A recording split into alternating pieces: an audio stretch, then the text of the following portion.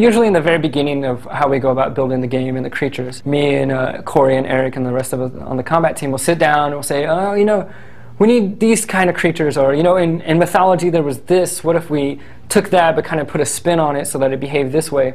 And then we'll sit down with the concept artist and we're like, oh, okay, we got this idea, here's these things that we want to get out of the creature. And then the concept artist will come back with like 20 or 30 different ideas, and they're an amazing team.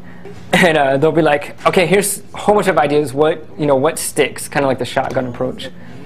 And we'll go through, we're like, oh, I wasn't thinking that, but I wasn't thinking this either, and that will really work. The simplicity of this one, but sort of the personality in the face of this one, getting across that. But I mean, I love the skinniness of this guy. And then from there, we'll sit down with kind of the animators and the character modelers, and we'll go, okay, here's the personality, here's what we kind of want to get from it. And then we usually try to keep everyone in the loop so that when everyone else is working on their sort of set of creatures, they know what we're doing over here.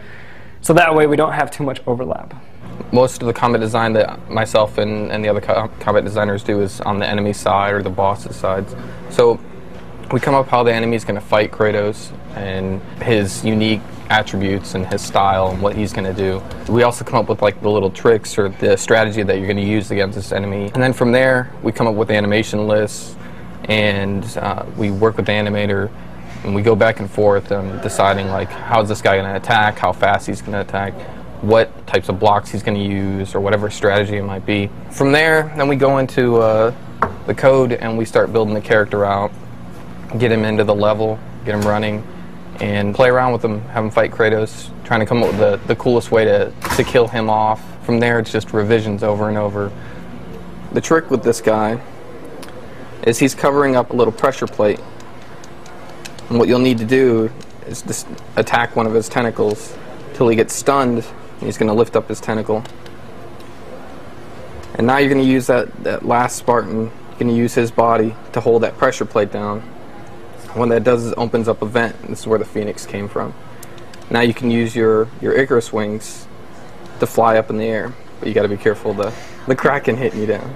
So you want to use the Icarus wings to fly up, and then you'll get high enough where you can hit the Kraken in the head, and that's where he's actually vulnerable. One of the initial goals that we wanted was to create a puzzle-like boss fight, so it's not just hacking away and beating up somebody and avoiding their attacks. It's not just simple hack and slash.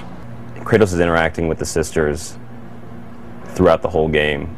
You see them as statues, you see them in little sequences. So we knew that when Kratos actually gets up to them and has to fight them, that we wanted to make it a kind of a big event. So first you'll kind of fight her on the ground. She'll kind of hang out over here and dash around and throw these little fireballs at you. From a combat point of view, this was definitely one of the most challenging parts of the game. Well, eventually she basically flies up in the air like this. So you as a player, you can't really do much from this distance. So hopefully you take note and you see these grapple points hanging around. And you can't stay on one for very long because she'll shoot you down. So what you basically got to do is you got to jump from each one to each and hit her in the middle, just like that. And eventually you'll get her to a little stunned state, whereas you can jump here and take her out. We've been working on this for a couple months now. We're starting to see how it's going to be and how fun it's going to be, and hopefully everybody else will think it's fun too. You do not defy fate, Kratos! This is our wireless technology, the Sony wireless controller. We actually just took a controller and cut off the cord.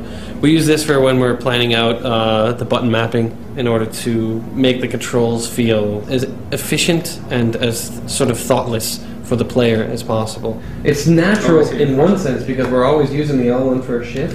Mm-hmm. So we just explain it in the shift mechanic of L1 plus R1. L1 and R2 is what Amulet of the Fates used to be. And it's a very awkward button combination for people, so now we've moved it to just R2. You turn it on, you turn it off, single button activation.